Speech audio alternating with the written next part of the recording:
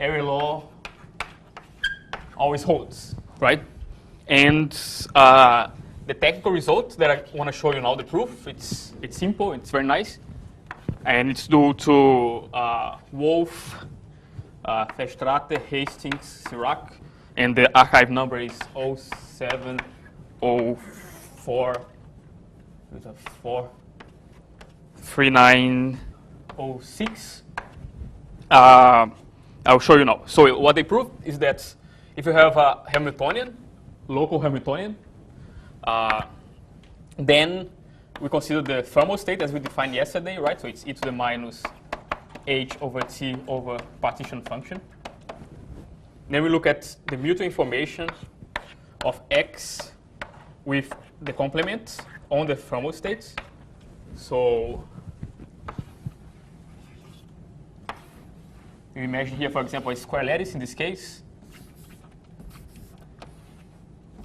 Then have some region x, and have x complement, right? Then for all x, doesn't matter how you choose x, you can upper bound this by something. Okay, so given this guy and the lattice, more precise, there exists some constants, okay? Or even independent of temperature. So given h, the Hamiltonian, there exists a constant such that for any temperature, this is the case. This is smaller than c over temperature times the perimeter of the region x. Okay, so area law for mutual information, as I mentioned yesterday. Right. So just to remember, the perimeter is just this, right? In 2 dimensions, just the length of this curve. This is the perimeter. In the worst case, the mutual information would go as the volume of x. Here it's much smaller. It's just as the area. Okay. All right. So this will be the first example where some information theory will be used for improving this result. But here is very, very basic quantum information theory. Okay. In fact, everything we are going to use is positivity of the relative entropy. Okay, which is something that we know. It's not much before the actual development of quantum information theory, but looking in retrospect, we can see it as part of. This is true even for finite x? Yeah, I imagine that h is on like n spins, and so h is defined on n qubits, for example. Okay, but of course, since you have this for every n, you could take the limits, and then it will work even when h is, you can take the thermodynamic limits. Okay, and again, you could take the limits over regions that grows as well. So it would work for even when x is unbounded. Even independent of the thermodynamic limited? It would, yes, because right, it works for every n, and everything is independent of n here. Yes. Yes. In thermodynamics, you always want volume to go to infinity, number to go to infinity, such that yeah. you get a limit with n over v fixed. Right. So you get thermodynamics from that point. Yeah. And the surface effects don't matter. Right. Whereas here, surface seems to be all important. Yeah. Yeah, that's right. So if you, what this is saying is that if you, as we usually do in thermodynamics, where we consider some quantity, and we take the quantity per unit volume, right? So we would consider this divided by n, for example. In the limits, this would go to 0 always. So it's saying that, if you take this standard approach of normalize everything by n and taking the limits, you would not see this effect, right? So, yeah, so it is right. Again, right, area law is something that it's a way of this extensive behavior that we expect usually in thermodynamics, right? That's why, yeah. Okay, so how are we going to prove this? Is very simple. So first we use something from thermodynamics that we call free energy. Okay.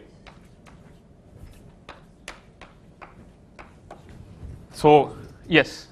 You need the gap, right? No, this is for any Hamiltonian. It's independent of the gap. Because we have finite temperature, we can forget about the gap. The gap will be relevant once you go to 0 temperature. But okay, let's say you go to T to 0 and you're dealing with finite systems. Finite systems are always capped, isn't it? Oh yeah, but okay, first when T goes to 0, this is meaningless, right? That I agree. But Okay, then we'll see later. We'll see this is more in the end of the lecture that at finite temperature you get some bound on the entropy that goes, for example, as 1 over the spectral gap. So you see, right, if the spectral gap is like of 1 over n, you already have something trivial again.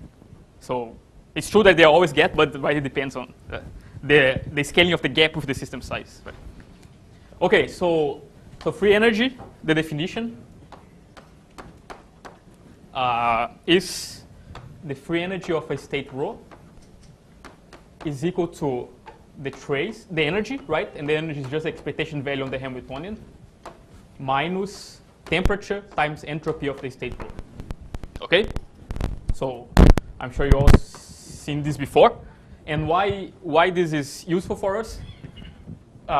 This will be useful because we have some, right? There are like some version of Jane's principle here, right?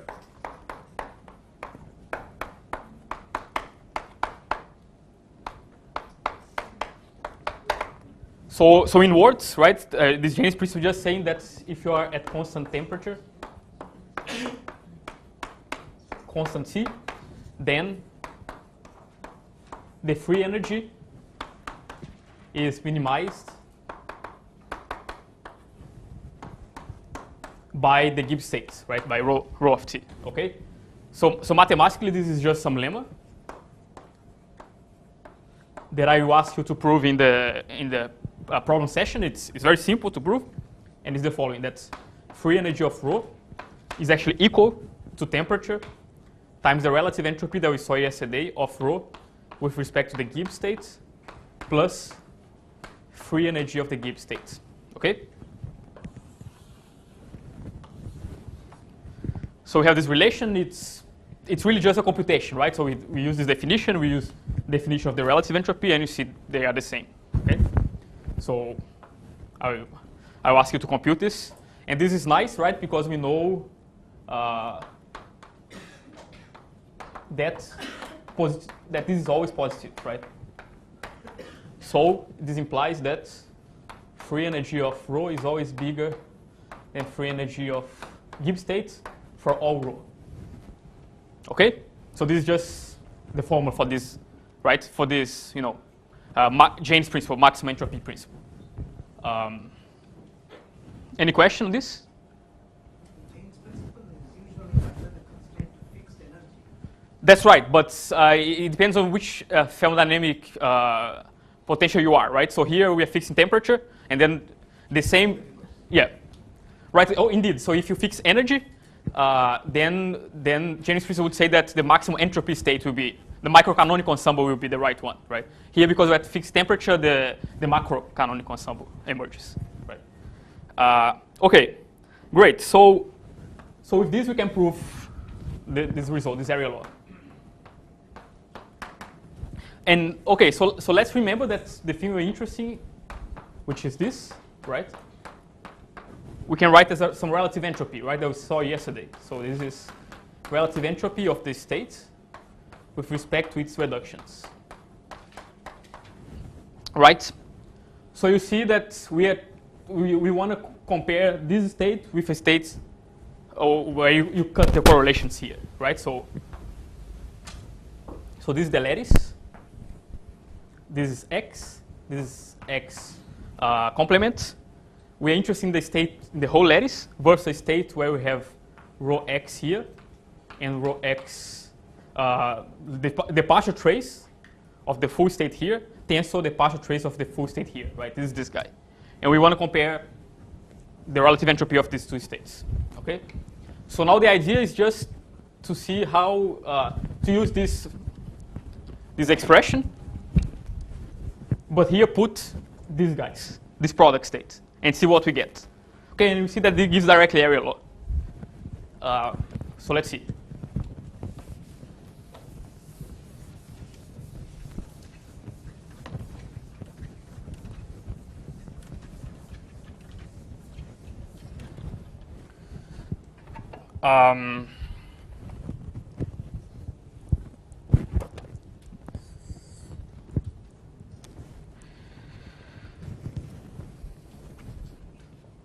So we have that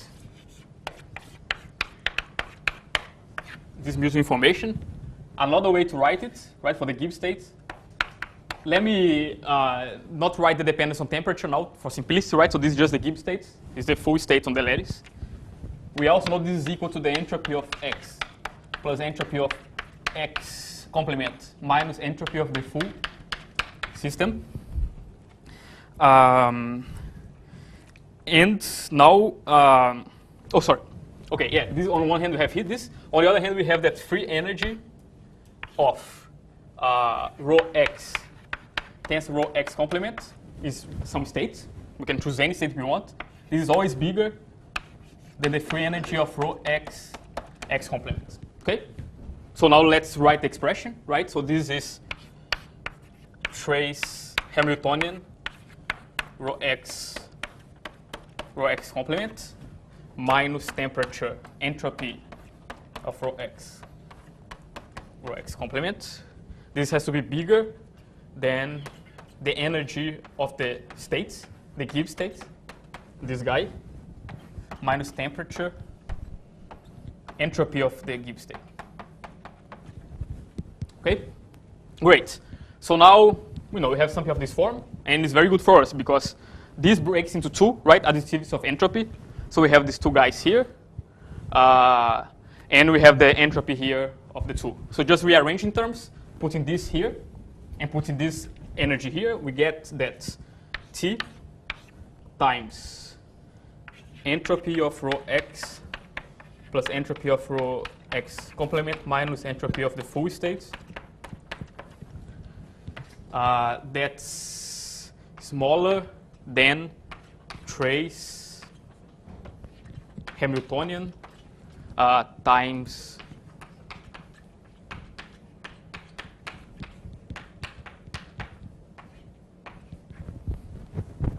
everyone sees this? I just rearrange terms, right? So this stays here, this guy, sorry, this stays here, this term I pass to the other side, then a minus become a plus, and this term I move it to here, and then becomes a minus, okay? Okay, so temperature here, we can put dividing here.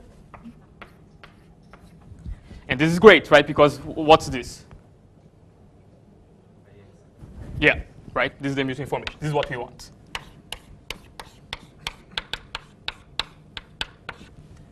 Okay, so then all we have to do is to understand this, right? And then this is very nice, right? Because this, okay, in principle this gives nothing, but this guy is local, right? And the fact that this guy is local will give us area law. No. Right, so remember we have our lattice, we have our region X, and now we have the Hamiltonian, right? And the Hamiltonian is local, so it X terms like this, right? So let's break the Hamiltonian into three different sub-Hamiltonians, okay? We can write the Hamiltonian is a sum of local terms of this form. This runs all over the lattice, but we can write this as sum over K, for which the local terms only act here, outside in X complement, right? So only local terms that act on X complement, we have them all, right? So it's like this one or this one and so on, plus the terms that only act inside X. Okay, so this will be a term like this, or like this, or like this. And finally, we have to put the terms on the boundary, right? They also exist, right? We have many terms of this form, for example. But we just write them. So this is X on, let's call the boundary XB, okay?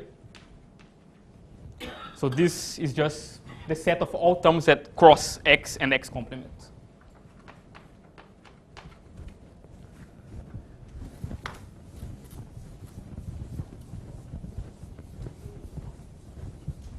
Now the basic observation is that let's consider, okay, so it means that we can write this as these three terms where this h of x is just this one, h of x complement this one, and h boundary just this one, okay? Now the claim is that, which is very simple, is that trace Okay, we have, right, this is linear, the trace. We can just compute the sum of each one of the traces with these three guys. So let's look trace of hx on the guy, right? So on rho x complement minus rho x complement. So what it is, this? Who knows?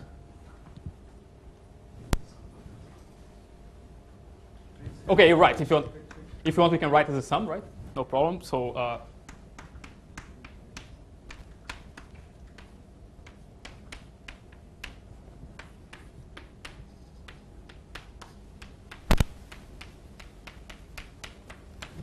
and now, who knows what is each one of these terms? What's the value? Who said 0? Yeah, right. It's 0, right? Why it's 0?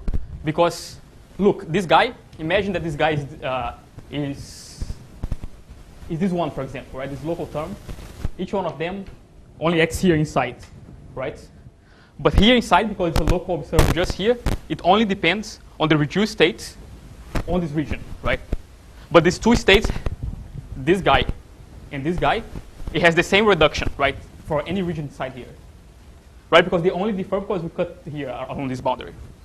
So the reduced states, so it means that any local observer inside this region cannot see the difference between these two states, right? It looks the same for them, okay? And this is what we're using. So this is 0. Likewise, the same is true, right? For so this is one thing. This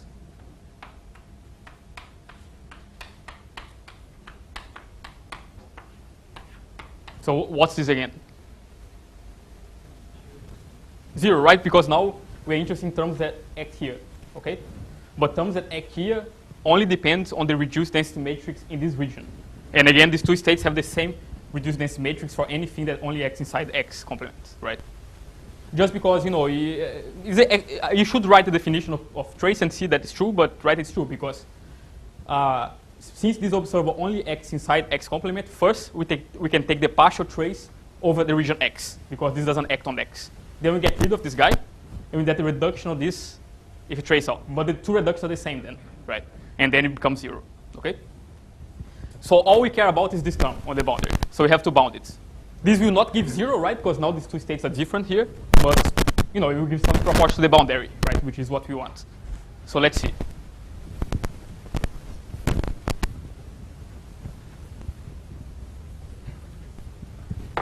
So in the end,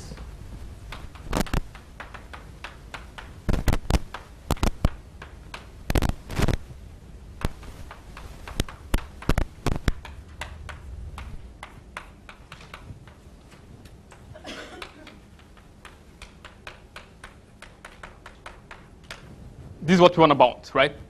So now, you know, some basic things. So this is more than 1 over T times the sum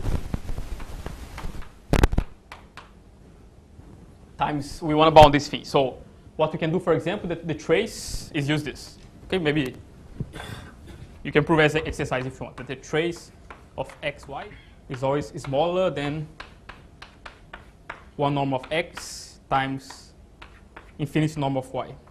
Okay, so this is like, you know, Holder inequality. We can apply it here, so we get infinity norm of this guy.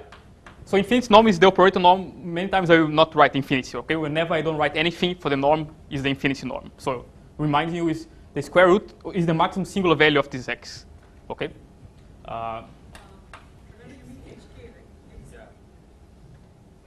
Oh yeah, thank you. Yes. Thank you. Right times this difference. So this is the trace now between two states. It can be at most 2.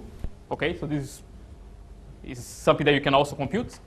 So this is always smaller than 2 over T times maximum over K of HK. Right, so this is like a strength of the interaction terms, right? Of course, we need some bound, depends on this, right? Because this also defines the temperature scale. So this is usually a constant. And what we care about is this, the sum over just the sum, right? But this sum is nothing but the boundary, right? So it's proportional to the boundary. So this is smaller than some constant that only depends on the range of the interaction. That's called C over T, then times boundary. Okay? Right, so this is just, only the terms across the boundary survive, right? Like this. And the Hamiltonian is like, is free local, for local, I don't know, constant locality. So it means that only a width here around this boundary of constant size, right, matters. And we can bound this by something proportional to the perimeter, okay? C in general will depend on temperature. I'm sorry? The constant C. No, because this constant C is only coming because we want to relate this sum to the boundary. So this only depends on the locality of the Hamiltonian, whether it's free local or for local, right? It's independent of the temperature. And it depends as well on this maximum norm, which again is something, the property of the Hamiltonian only, right? It's usually, but some constants, right? Yes. Here to here? Okay, here to here, what I did is just, first, this is always smaller than 2 for any 2 quantum states. Then we have sum 2 times this norm. Now, this is always smaller than the maximum over this times the number of times it appears, right? What you see this. Maximum over this times the number of times. It should be like some 1 here, right? And this 2 from the trace norm, okay? And from here to here, now we have to see how many elements are here. So how many of the local terms are on the boundary? And this is proportional to, right, the size of the boundary. So that's it, okay? Any other question? Okay. So you see that locality appears very naturally here, right? Just from the fact that Hamiltonian is local, because the Gibbs state has this nice, like extremality properties, we can get area law, right? So this is good, and you see this is only happens at finite temperature. It's not true at 0 temperature, okay? So now, okay. Under what conditions does the equality hold? Equality there? I have no idea.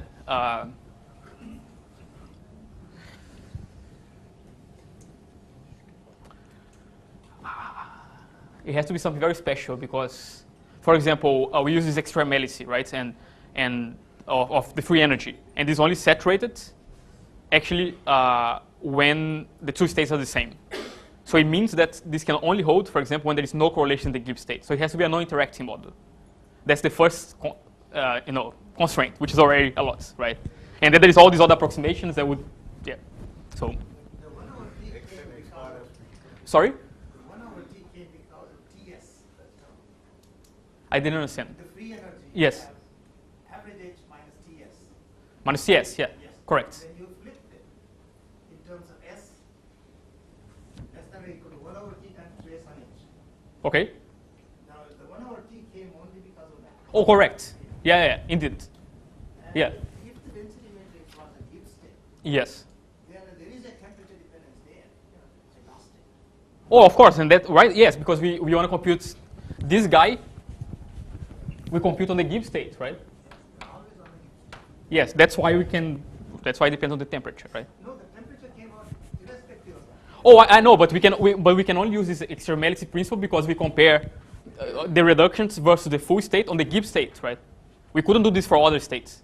We can only write this expression. This is only true when this guy is the Gibbs state, right? So that's where we're using that we have a Gibbs state. We could not write this otherwise, right? So in deriving this inequality in that step, that this norm of rho x bar complement minus that thing, which you are saying is proportional to the boundary. Okay, no, this max is a constant, okay? That's a convention. This is proportional to the boundary. Yeah, Yeah. so I mean, it should also depend on the temperature, right? Because This- rho is at Gibbs state. No, because this only depends on the Hamiltonian, right? That means actually that quantity depends on temperature, but the bound is true for any temperature. This quantity is independent of temperature array, right? Because this is The step above. which one? That one. This yes, of course, because yeah, indeed. But then once we bound by 2, we remove the dependence on temperature, right? Yes. Okay, any more questions? Okay, so, right. So you see, we used some basic information theory. It was, I could show you the complete proof here in like 50 minutes. So it's nothing very complicated, right? So what we want to do for the rest of the lectures is to understand the t equals 0 case, okay, which is more interesting. So one thing that I mentioned yesterday, right, is expectation, right?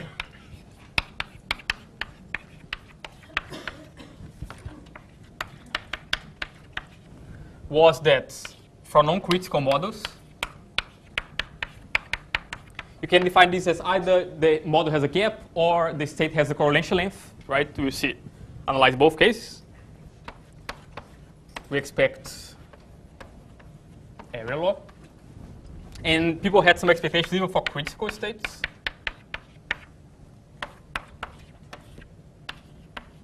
Which is area law plus log correction.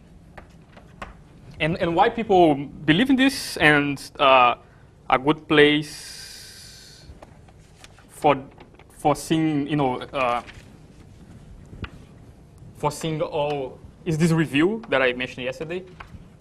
If you want to check this early developments. So people believe this because they analyzed what they could, right? They took models for which they could compute things analytically, like the entropy, for example. And then they saw that this holds true for the models they could compute, okay? And interestingly, one of the first they could compute for the XY model that I mentioned yesterday. And this is because you can map this to like to free fermions, okay? So they computed, and this holds true nicely there. Second, this I don't know about it, but let me just mention in case some of you know, there are some spin models that at criticality you can describe the physics there by conformal field theory. And if you just look at conformal field theory, and you can compute entropy in the framework of conformal field theory, and you always find this, okay? So models for which you can connect to this field theory, they should be described by area law plus log corrections, and they are always critical.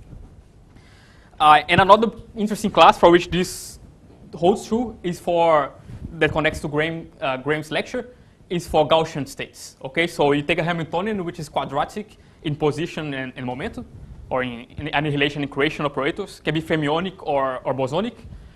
And then, you know, because of all these nice formalisms that we have that Graham taught us today, we can compute everything there, okay? And then is a very interesting application of this formalism to compute area laws in these systems. And this was done a long time ago, like 10 years ago, and again, it was satisfying this, okay? So this was the reason why we expect this. Now, all right, so then came more work on the area, and the first, perhaps surprising things for who really believe in these initial works is that this is wrong, okay? So this doesn't hold true in general. So this is not the topic of this lecture. It uses some other techniques to show it, but let me just state for completeness. So this is some theorem by Aronov, Gottesman, Irani, Kempe. This is some reference for their paper. And what they prove is that there exists some family of Hamiltonians on increasing number of sites in one dimension, okay, so n, Hn, such that if you cut in half, okay, so you cut in half, this is like n over 2, n over 2. You look at the entanglement between these two parts on the ground state. The ground state can be taken to be unique. Then this is always bigger, roughly, than, well, always bigger than some constant times n. Okay, so volume law, all right?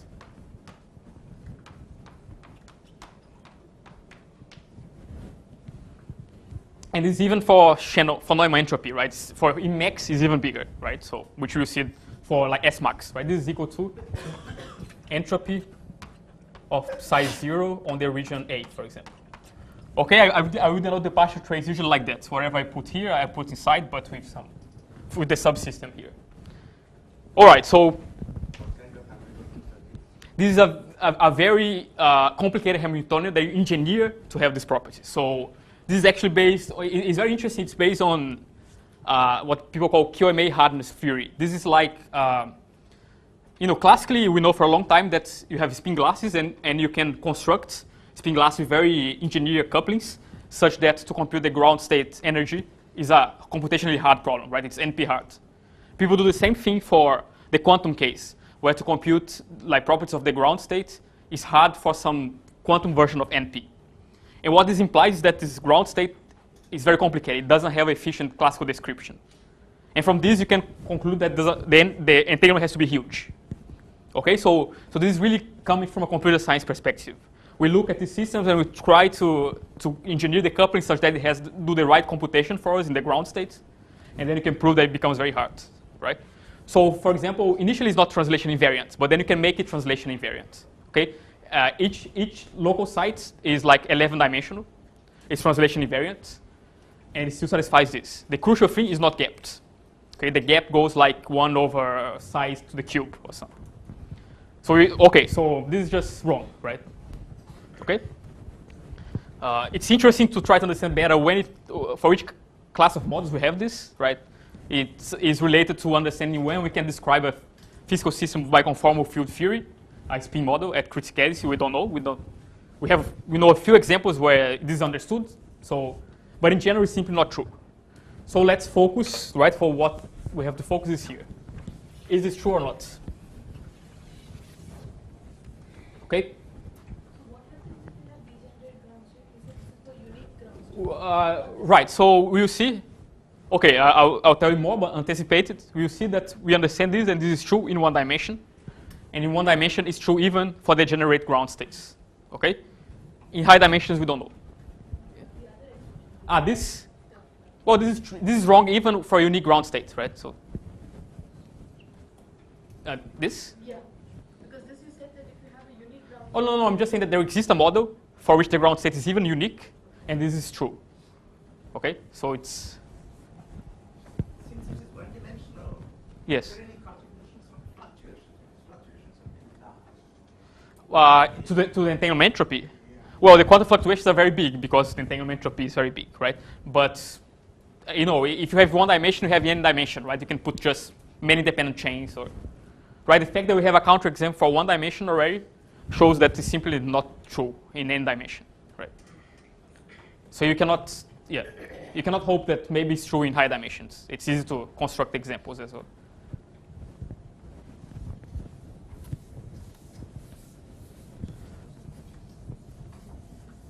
All right, so let me see if I'm on time. Good. So now we want to understand this, right? But before we go to try to understand whether this relation is true or not, let's put some question marks. Let me go back to something that I promised yesterday, which is a motivation why area law is a relevant thing, right? So first, it's interesting thing because we are interested in entanglements, right, in this physical system. So it's interesting to see that entanglement has this very particular behavior, right, which is something you don't expect from generic states. So this is the motivation I already told you. But at least in one dimension, the motivation is much stronger, okay? Really, area law gives you a good ansatz for the state. An ansatz that you can use to compute things, that you can write down efficiently, and so on. Then you can do numerics with it. The best numerics you have in one dimension is based in this ansatz. The numerics is called DMRG, if you know. So let's step back a little bit and see just why area law is useful.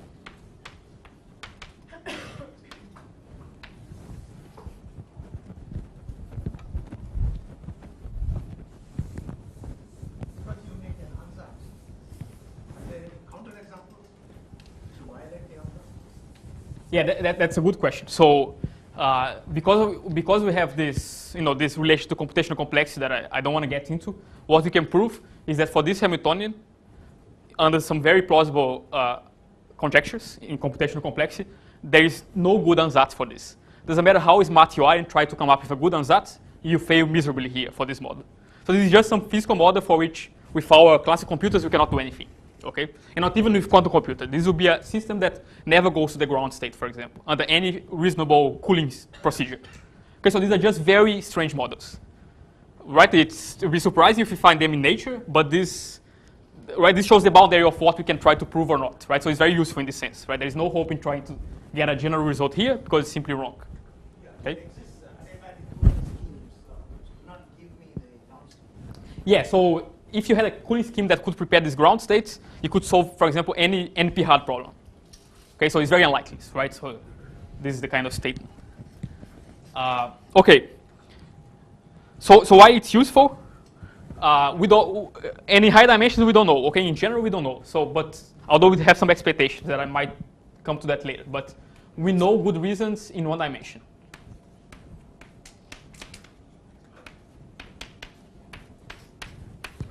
And the reason comes from this ansatz for quantum states, which is something very useful in general, and a lot of people in quantum information theory has been developing, the theory behind this class of states recently, which is what we call a MPS, which is short for matrix product states.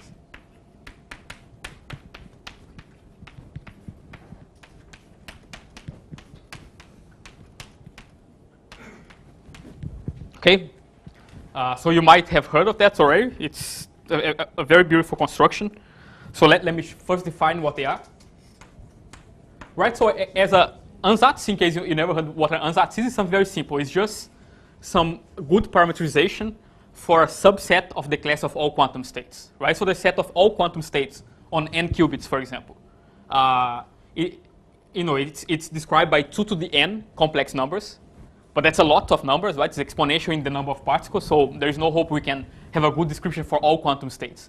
So we give up of that, and instead we try to get some good description, easy, that has only a few numbers, for a subset of this class, right? So it's like we have this set of quantum states.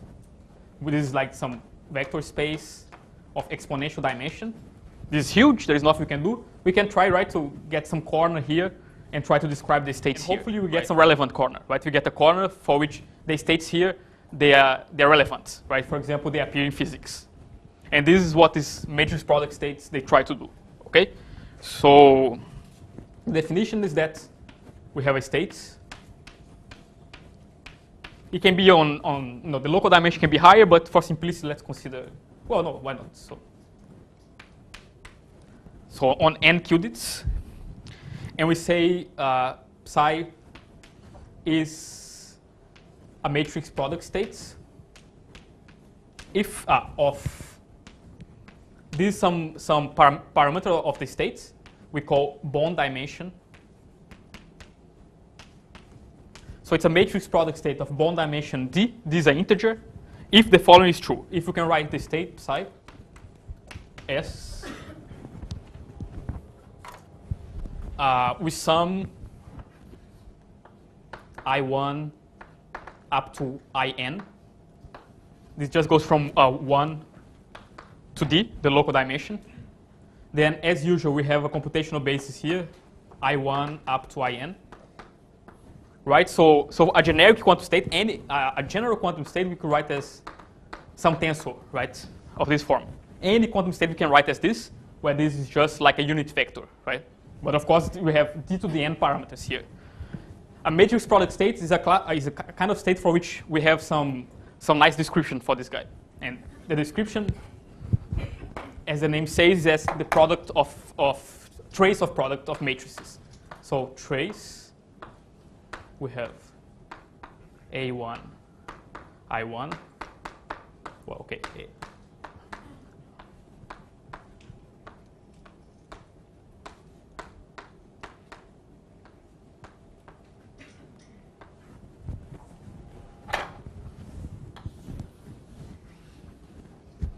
Okay, so this is so what are these guys? So these matrices, K and J. K runs from 1 to D, small d, which is the local dimension of the spins. J runs from 1 to n, which is the number of sites. And the important thing, each one of the matrices, they are square matrices. It doesn't have to be square, but for simplicity, you can always complete to be squares. They are matrices of dimension d by d. Okay. So this is the class of states. It's just class of states for which the coefficients of the quantum state has this representation as a trace of product of matrices. All right. Okay. So if it's the first time you see this, it sounds complicated. It was for me too. But we can start doing, for example, counting parameters. And then when we count parameters, you see that we already have a drastic reduction in the number of parameters. Okay, so is there, yes? Sorry? Can you repeat this AJK belongs to? Oh yeah, let's see, right? So you see from here, right? So A1 is a matrix corresponding, we have n matrices here. So this is J, right? So J is just an index that goes from the number of sites, from 1 to n. This guy here is I1, right? I1 goes from 1 to D. I2 goes from 1 to small d again. So this is K. This K always runs from 1 to local dimension. Okay. So we can see number of parameters.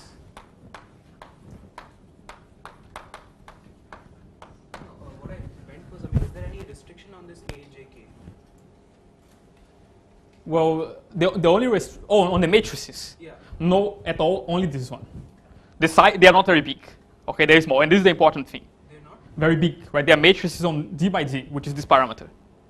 Okay, so this parameter tells us about the complexity of the states. The bigger this parameter bond dimension is, the richer is this class of states, but the more expensive they become. Okay, let's see this just counting parameters now, right? So let's see how many parameters we need to describe these states. Okay, so first, they are completely described by these matrices, right? So how many of these matrices we have? Who knows?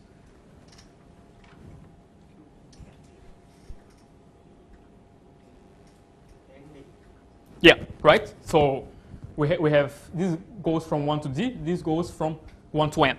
So we have n times d such matrices. And each matrix is a d by d matrix. So how many parameters we need to describe the elements of this matrix? Yeah, d squared, right? So this is the number of parameters, okay? But now compare this with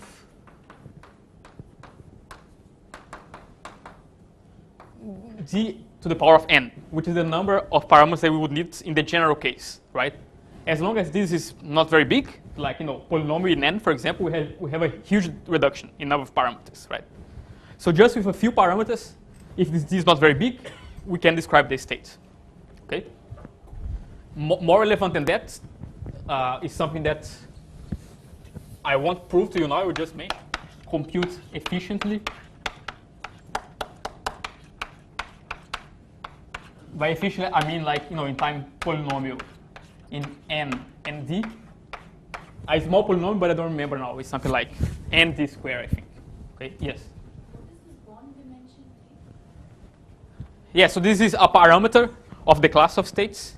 The bigger the bond dimension, the more states you have here, and it tells you how complex the state is. Okay. So for this MPS to be useful, you have to prove that you can write in this form with a small bond dimension. And this is what we want to prove from area law in the end. We will see shortly. Okay, so when you think about MPS, you actually think about the class of MPS with a fixed bond dimension, or if bond dimension is smaller than something.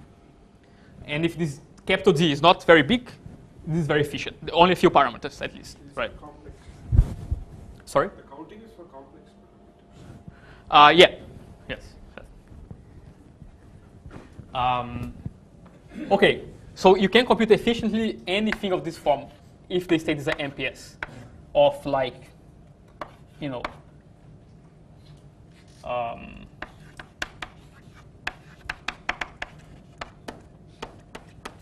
where these guys, they only act on a few sites, okay? So this A, B, C, they are local.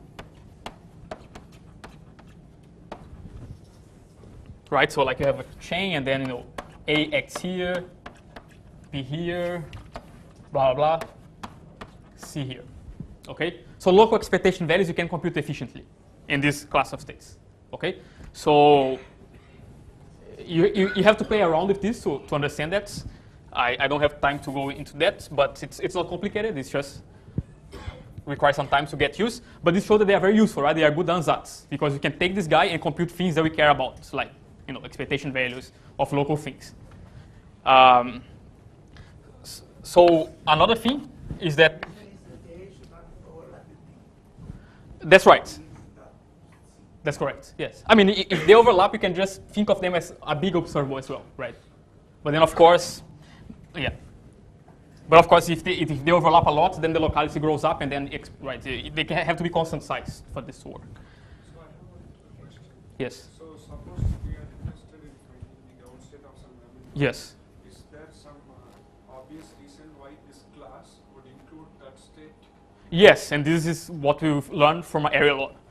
Right. So the question is, given that we want to find the ground state of a Hamiltonian, is there a reason why this class would do a good job?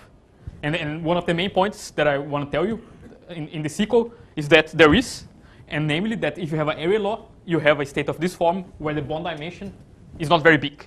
Okay? So this is like the main consequence of area law in one dimension. That's why we're interested about area laws. But before just another observation, we have this method, DMRG. This is like density matrix renormalization group.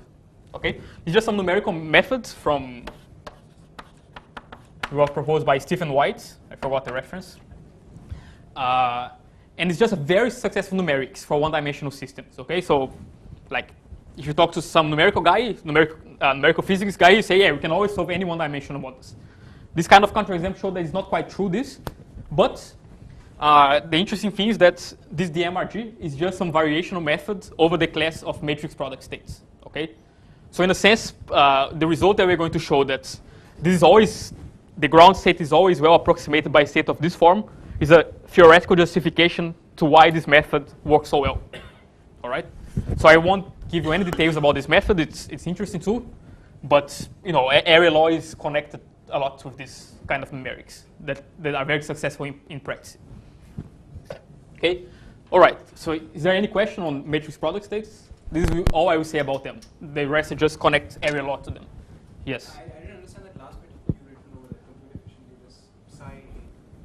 Oh yeah, I didn't prove you. I'm just claiming that if you have a matrix product state of bond dimension T on n spins, there is a procedure that you can work out, maybe do in the afternoon, that allows you to compute any expectation value of this form in time, I believe, n d squared or something of this form. But polynomial in n and t is small polynomial.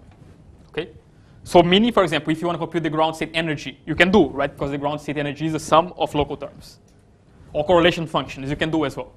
So the kind of observables that we usually want to compute in quantum states to understand the physics of what's going on, we can do in this kind of states.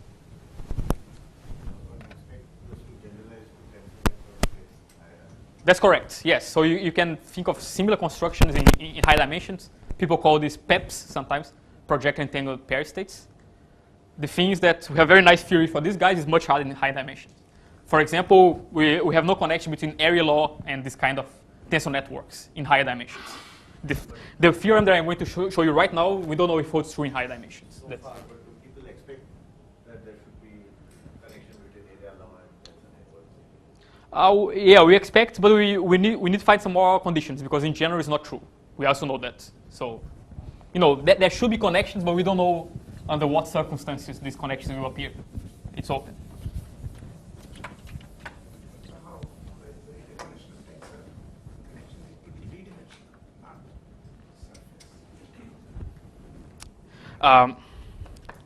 This is in a like breakthrough paper by Fannes, Nartegale, and Werner.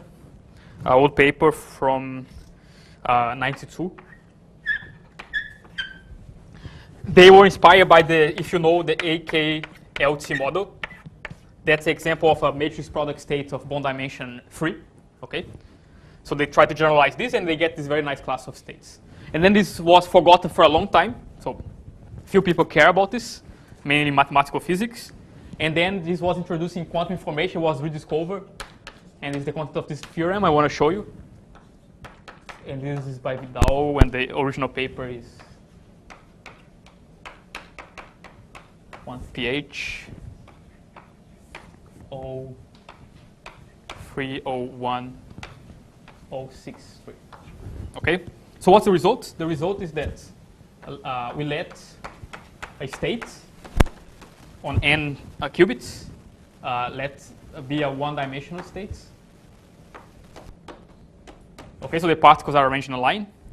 If we look at S max, okay, so it's like this measure of entropy that I told you will be relevant. If this is smaller than some number d, some integer, for all x connected, right? So imagine that we have the line. We look from here's the beginning, here's the end. If it's closed boundary condition is fine too. Well, if, it's a state, you can put wherever you want. So this is x, okay? So it's just a continuous region here. If for all x, this is the case, then psi is an MPS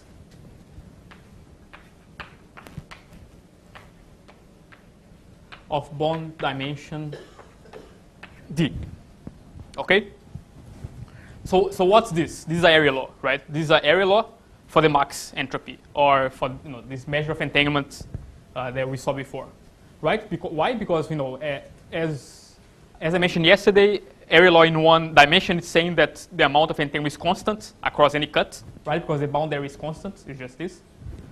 So for any x, we have some constant upper bound. So this is an area law. This is saying that from an area law for the right entropy measure, at least, we get something very strong, right? We get some very good ansatz for the state. Okay. So I want to show you how this works, but let me see how I'm on time. Okay. So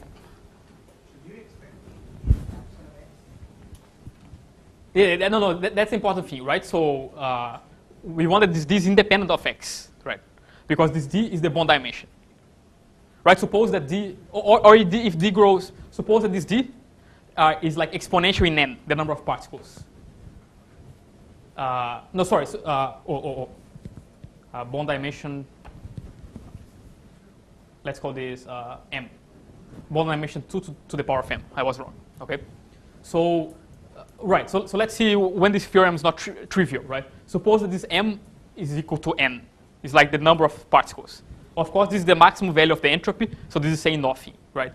But on the other hand, we get an MPS of bond dimension 2 to the power of n, exponentially big in n. And actually, in this case, it's easy to see that any state can be written like that, right? Why? Well, you can see from here, the number of parameters is exponentially large, right? So we didn't gain anything. So this is only relevant when this bound is not very big, right? If it's a constant, for example, as we expect from area law, or if it's logarithmic in n, where we expect from something almost like area law plus log correction, right? So in this circumstance, we get something interesting here. Okay? Yes? Suppose you have some MPD state. Yeah. You have some coefficients which is trace of whatever. You have these coefficients given. So now, is there a one-to-one correspondence between the different matrix sets which can give these coefficients and? Yeah, there is there is some degrees of freedom here that you have. You can characterize them. You can, for example, given a state, get all possible matrix product state parameterizations of the states. Is this what you ask? No, what I'm asking is, you say that, okay, fine, you get these coefficients from some matrices. Yes. Right? You take the product, you take the yes. etc. Yes. Now, given the coefficients. Oh, I see. And you know that these coefficients correspond to some some yeah. structure. Is there a one-to-one? Is it possible that you have two different sets of matrices, such that if you do the MPDS for this and you do the MPDS for this, then gives you the same coefficient? So if you have two states with different coefficients here. No, you have some matrix set. What this matrix set is what? Is this? Yeah, this. Yeah. Oh, two different matrix sets that give rise to the same states? Yeah. Yes, it's possible because there is some like gauge symmetries here that there are many matrix product state parameterization to the same states. Okay, but this is well understood too. You can find out what is this extra degrees of freedom you have here, and you can parameterize them. So, but and would that reduce this ND? No, this is this is the best you can get. Exploring these extra degrees of freedom, you cannot reduce it. But it's a good question. Yeah, it's not unique. The MPS representation usually is not unique.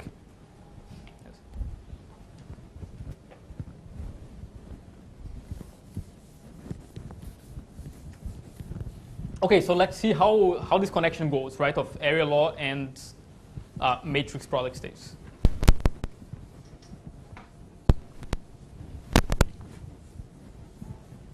Well, actually, I will skip it. So you see this. Let's work it out in the afternoon. This will be a good exercise. I'll show you how to do it, because I don't have much time, and I still have some things to tell you. Okay, so the proof will be in the afternoon section. This is the theorem we're going to prove in the afternoon. There is a strengthening of this theorem that follows along very similar lines, but this I will ask you to read the paper. This is by Festrata Sirac from 05. 8. And what they prove is, right, is for S max, right? So you see S max is the relevant thing, and you see why, right? Because really we care about the supports of this guy, or at least the approximate supports of this guy. This is what matters. So this S max, now if you only have this move, S max is smaller than M for all x, then this also implies the matrix product state, but only approximately. So there exists some phi, which is an MPS of bond dimension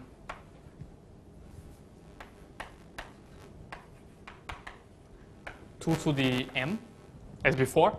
But now we only know that the trace norm between the two states,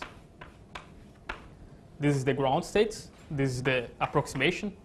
This is smaller than 2 to the epsilon times n.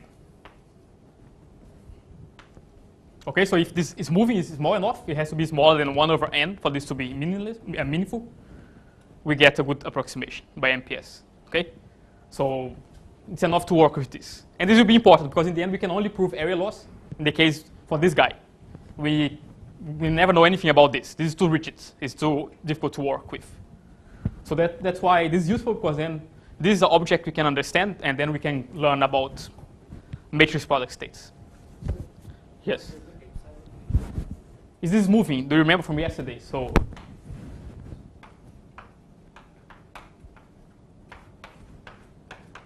this is equal to we minimize over all states which are in the epsilon ball around rho, S max of sigma. Right, and the epsilon ball is like you have rho. You have some ball in one norm of size epsilon, right? This is in one norm. Okay, so we just allow some notion of approximation, right? And that's why we can only get approximation of the state. We can never get something about the exact state. Okay, but then we don't care if this is small, right? You know, it's fine to have some error. Any other question? Okay. Am I going too fast? Too slowly? Okay, so just on the right pace, right? Well, neither. Okay, well, so I don't know. Okay, so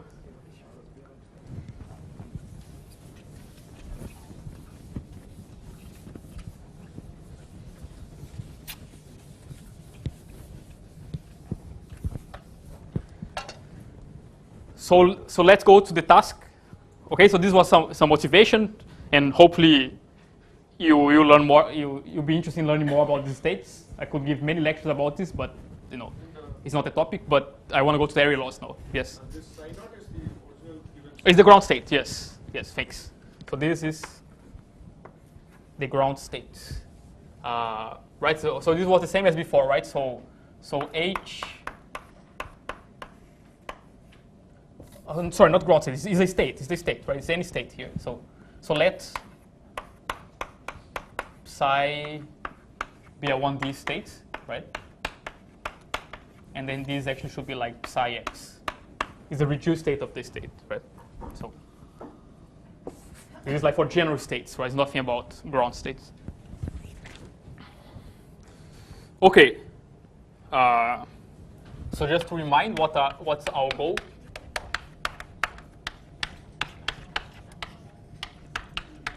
is to understand this, right? Whether this is true and under what circumstances it's true, and what we know about it. Right, and to understand it, right, these non-critical systems, usually what they have a correlation length, right? This is what defines them. They also have many times a spectral gap, but we can have like disordered system where we don't have a gap, but we still have a correlation length. So it means that we want to understand correlations in these systems, right, to try to prove area law. This is what we have to do. This is our task. And we already saw some ways of measuring correlations yesterday. 2, I remind you now. I want to show you a third one, which will turn out to be the relevant one from physics. Okay, so let me show you. So this is correlations.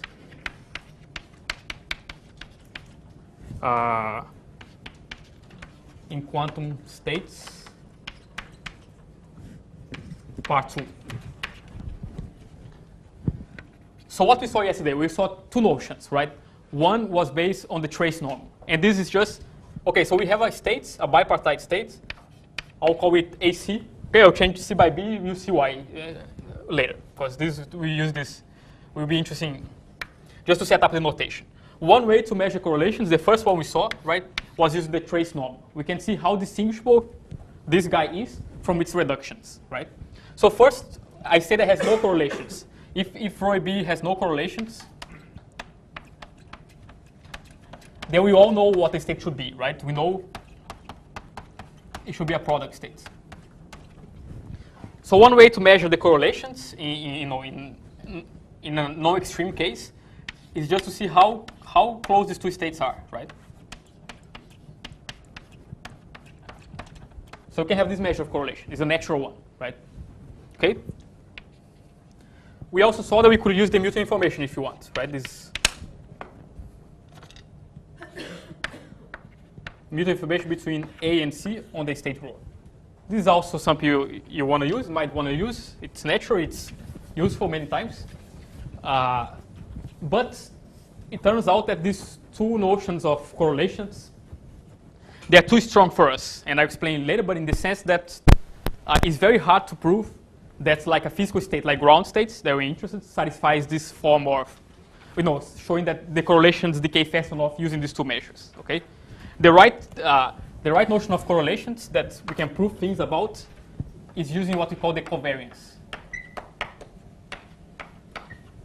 And the definition is the following. So the covariance, I will call correlation actually between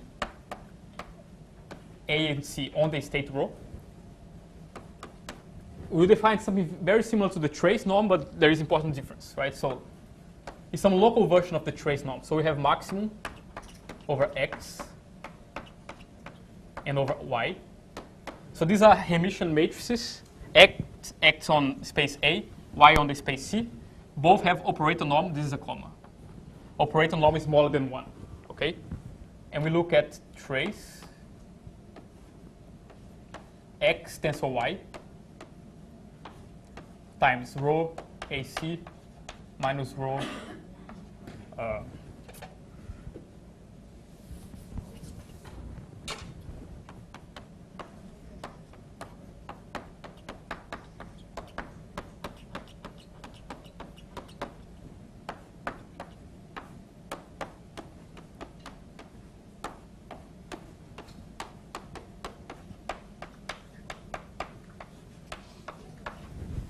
okay, so we define this thing. So first, suppose that we replace this X and so Y by arbitrary operator like M here with infinity norm smaller than 1. What will we recover? Who knows? Yeah, the question is, suppose we have the same thing as here. Well, suppose we have this expression, maximum over M is smaller than 1. Trace M rho AC minus rho A rho C. What is this? Right, it's this one, right? We saw this yesterday, right? So what we're doing here, we're putting some locality on the trace knob, right? We only care about local observers on A and local observers on C, okay? So, if you come from like condensed matter, you see that when A and C are just 2 sites, this is just this 2-point correlated function, right? So this is some extension of these 2-point correlated functions when we allow some measurements on, like on some, suppose we have the state, this is region A, this is region C. We allow for some measurement here and some measurement here, and we want to see how correlations decay, right? But they have to be local, right? The difference to trace norm is that we can do an entangling measurement here, and this we don't allow here, okay? Right, so, this is some definition. You might want to study this, maybe not, but the reason why this is relevant and why if you understand area law, we have to stick to this instead of using these much nicer ones, as we will see. This is much easier to work with, is this theorem. Sorry? They don't have to be, okay? Let me see. It's a good question if you can always take them to be positive, as in the trace norm just with a factor of 2. I have to think, I don't know. It's something good to think about, right? We saw yesterday, right? This trace norm, we can always take this m to be positive, right? Putting a factor of 2. Here, I think should be the same, but I'm not sure. I have to think. All right, so this theorem is something that I heard, at least, there was some folklore in condensed matter for a long time, but then came a rigorous proof by Hastings, where I saw his name, you see many times. He did most of the work in this area. So there are many, he wrote many papers about this. This is one of them. Memphis, 05, 07, 008. Okay, so what he proved? He proved that if we let H, I'll write the triple like that. So this means this is a Hamiltonian. It has to be local, but can be any dimension. Okay, this is the gap of the Hamiltonian. This is the ground state.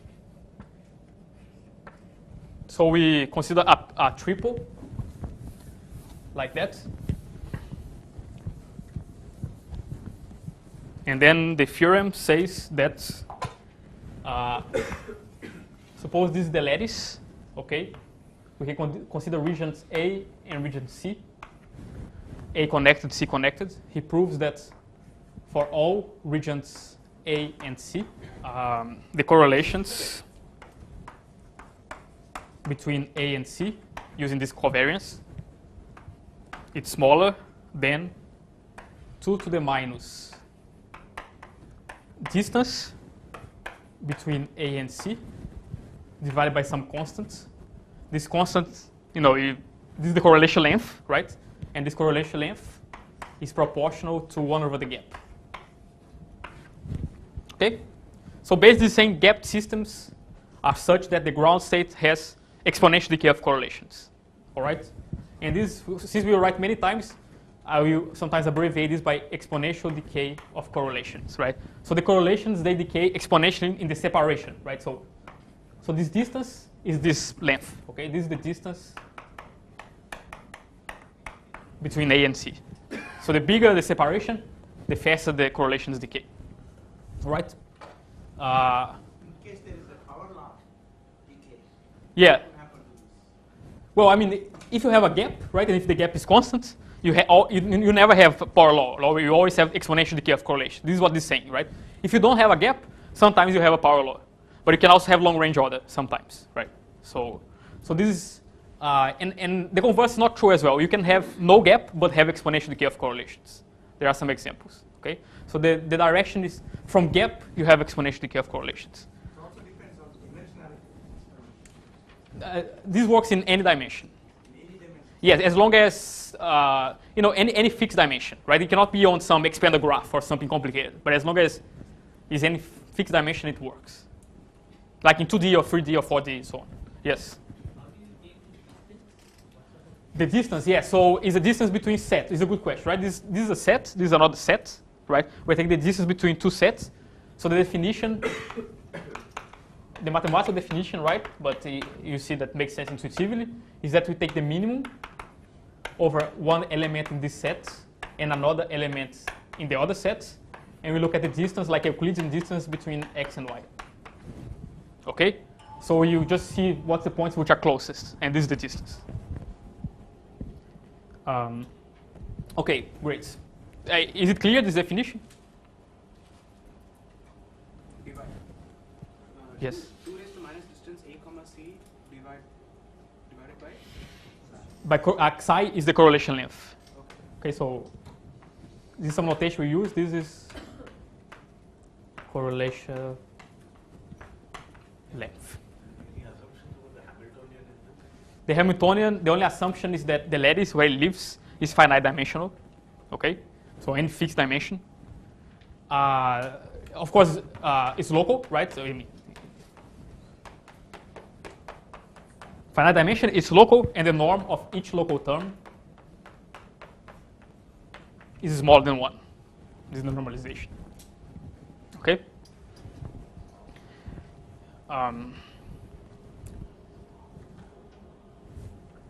And no, hidden here, of course, this becomes worse when the locality grows and grows, right? So for 2 locals, we have some constant in this old notation. For 3 local, it's a bigger constant, and so on. So there is some scalings I'm neglecting here. Okay, so this is why we want to consider this guy, right? So if we had a similar result for this guy, great, then we could use it, but we don't, and it's very hard to prove something like this. This theorem holds for degenerate ground state as well. It works, but it's a good point, because in the end we want to get something for area law in degenerate, but it's more complicated. So in this case, let me so suppose, just informally, okay, let me explain just informally. So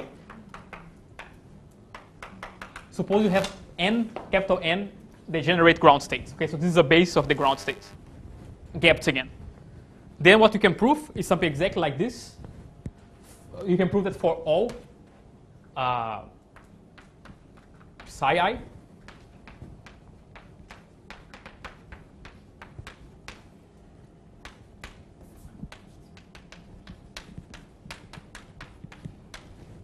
but now this is, you have to modify this a little bit. Okay, this is this definition. And this guy, now the definition is you maximize over x and y just as before. This you compute on rho I, AC, okay?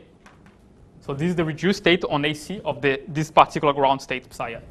But now the definition of correlation function is that you have x, y as before. This doesn't change, but the second term changes. So this is x, here you have some projector, y, psi I. And this is the projector onto the ground space. So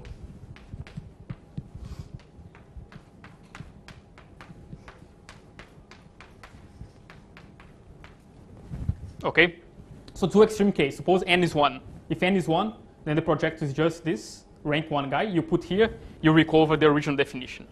Suppose n is all possible states. You know, it's completely degenerate, like the Hamiltonian is the identity. Then of course you cannot have any result, right? And you don't, because then this is identity and they are always 0, right? So you know, you have some interpolation between the two. And also Hayes is proving the same. In this paper I gave the reference that you also have this kind of decay. Okay, so it's more complicated. But okay, sometimes you also want to get the area law from this, and we can. Correlation length being order 1 by delta. Can it be some power? I mean, what do you mean by this order of 1 by delta? What he proved is that this constant is equal to some universal constant that only depends on the locality divided by delta. Okay, so it could be, but it's not. It's always divided by delta. Because that's, so this is relating an energy scale to a length scale. That's right. So typically that there is what finance matter one calls the dynamical exponent. Right. So I would expect psi to be 1 by delta for dynamical exponent equal to 1. I see. Otherwise it might be square root, it could be some power. I think this might happen for. No, I don't know when it happens. It's okay. I don't have your intuition, but he proved that it's always 1 over delta, so it doesn't. It's simpler in this case. Okay.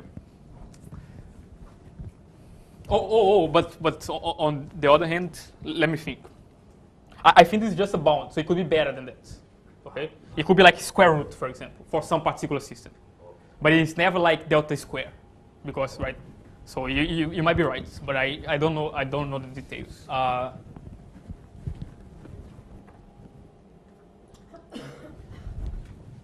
So now I said that we had this expectation, or people had the expectation, first because of the examples that they could compute, and I mentioned to you, and also because there is some hand-waving physical intuition why it should be true, right?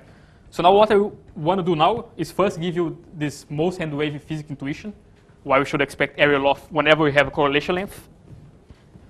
Then you see that it's very naive, but give some hope. Then I'll try to make this rigorous in a natural way that you would expect that we go, and I want to show you that it fails completely. Okay, so show that the problem is not trivial. You cannot go from the way you expect, and then this will lead us to the the second half of the lectures, which is to show how we actually do it. Okay, but this is important to first see what doesn't work. Right, it's always useful. So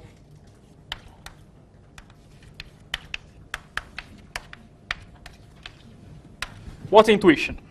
Suppose for simplicity we are on a line. This intuition will work in any dimension actually, if it works at all.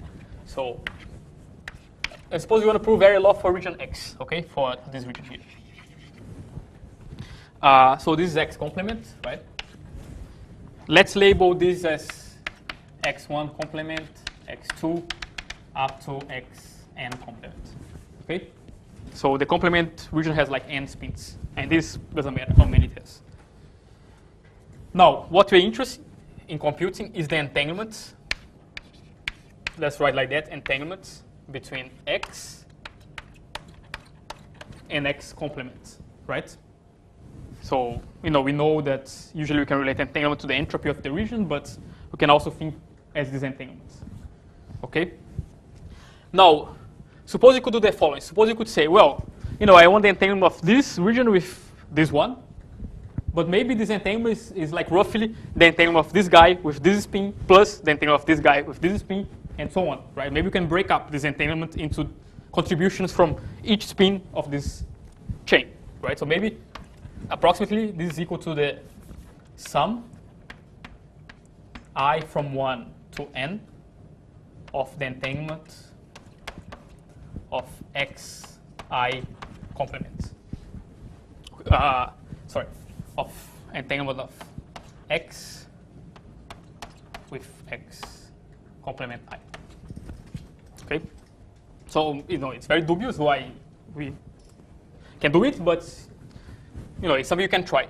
So now, yes, or whatever would work. Although it doesn't work, but right, it's something you could try.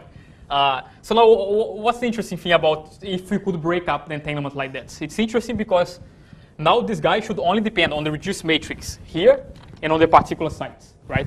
So this guy only depends on let's call rho, the reduced density matrix, on X and X like that, right?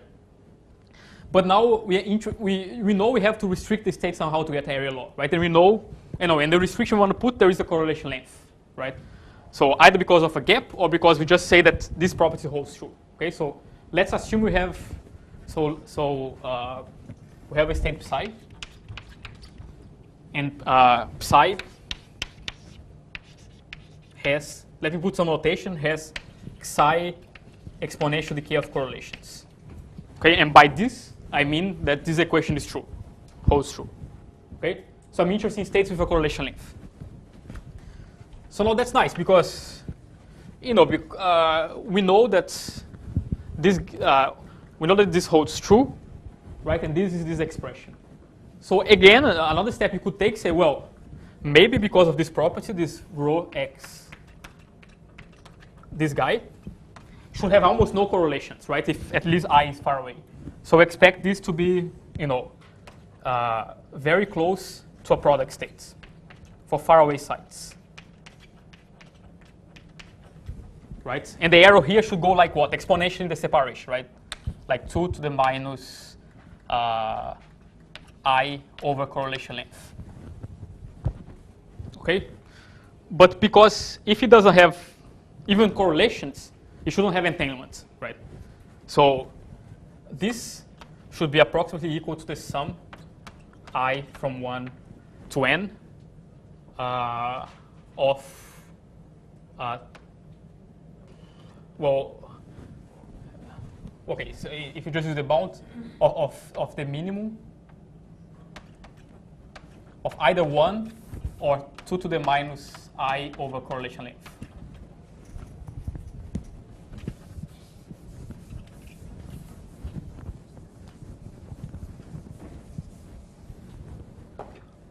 So why? Let's see this. So what I'm saying is, suppose that we have this kind of bound. It's really close to product. Then if it's close to product, it shouldn't be even entangled. Of course, it cannot be entangled, right? So we know. So this suggests that the entanglement decays like exponential with the separation between the site and the region X. But of course, if its I is very small, then this bound is very bad, right? So it's better just to bound by the maximum possible value. And because this has 1 qubit, it can only have 1 e-bits of entanglement. So we choose either 1 or the separation, right? And from this we get area law, right? It's easy to bound this term now. So what we write, we say, well, this guy is always smaller than I from 1 to L0 plus I from L0 plus 1 up to n of 2 to the minus ixi. Okay, so I just broke some for sites very close by here. For L0 of them, I use the trivial bound 1. For the other ones, they are far away. They should have very negligible contribution, very small contribution to the entanglement. I'm bound by this.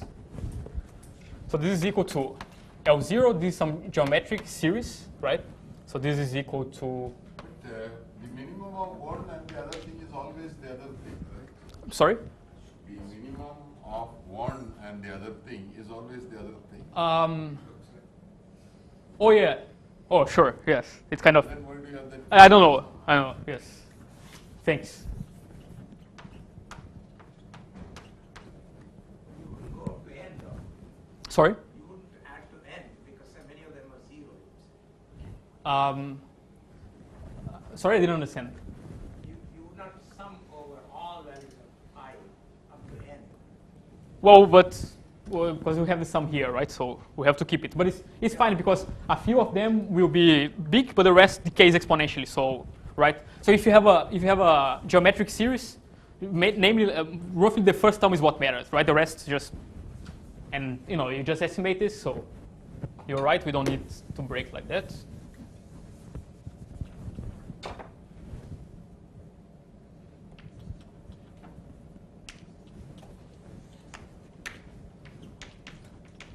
Right, we have this, and okay, exercise, because I'm running out of time. You can prove that this is always smaller than other correlation length. Okay, so it's very nice, exactly what you expect, right? The entanglement is just, of course, there is some correlation length. So this is the length where everything happens, including how entangled the state can be. But that's all. That's how much it's entangled. Okay, so that's why you expect area law. And this is even nicer for critical systems, right? Suppose this decays as a power law. If the power law is really like 1 over distance, for example, we get the log correction, right? If it's 1 over this to some higher power, we get area law again. And if it's smaller, then we don't get, right? So you can see that critical in some, depending on how fast the correlations decay algebraically, we'll get some kind of area law as well. So it all fits together, and it's very nice what we want, right? The problem is that, entanglement doesn't work like that, right? And this is one of the things we learn in quantum information science. Entanglement can be this thing that can be very non-locally encoded, right? There's these global properties of particles. So it doesn't make sense to write this, right? This is simply nonsensical to write. It doesn't make sense to break the entanglements into small contributions and try to bound them. So we have to find another way. Right, so I think maybe this is a good place to stop. So what I want to do tomorrow then is to show one potential, very natural way of doing it.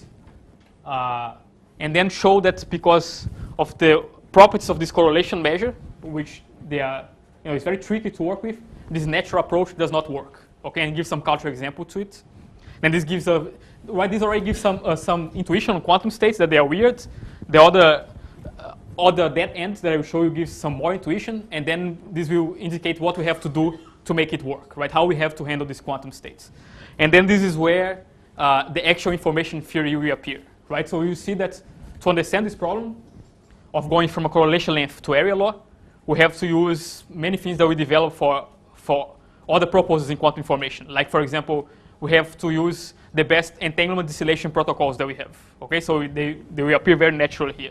Or we have to use this framework of single-shot information theory, where we want to do information theory when you only have one copy of the states, and then we understand entanglement distillation there. So you have to use these quantitative things from quantum much more than just like monotonicity of relative entropy, right? So the zero temperature case, the non-zero temperature case, we could solve it with quantum information theory that we knew, like, 30 years ago, right? When Ullmann showed monotonicity of the relative entropy. For this new kind of things that we have to use here, it's really information theory from like 3 years ago, right? The single shot stuff and so on. So I think it's a good, this is a good example that shows how these techniques that we have been developing in the field, they are useful for other kinds of problems. Okay, and this is where I want to start tomorrow. So thanks.